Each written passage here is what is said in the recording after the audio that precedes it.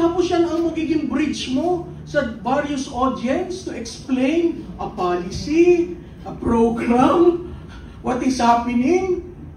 Kaya yung mga beat reporter sa Malacanang, natutuwa ako dahil maanghang lang na magtanong.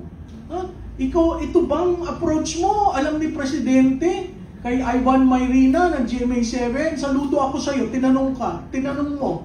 Anong sinagot? At a-accept niyo yun as gospel truth?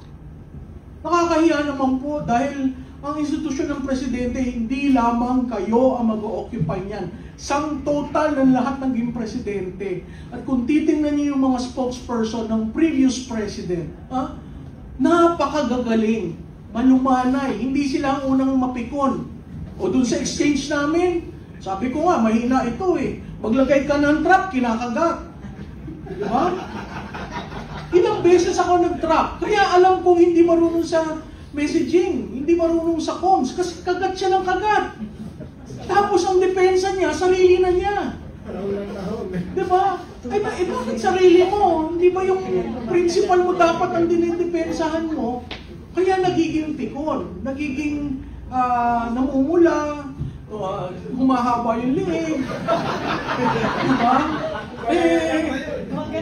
Kaya nga, ang sabi, Ekwan, the number one cardinal rule of a spokes, never be the center of the discussion at wag mapikon.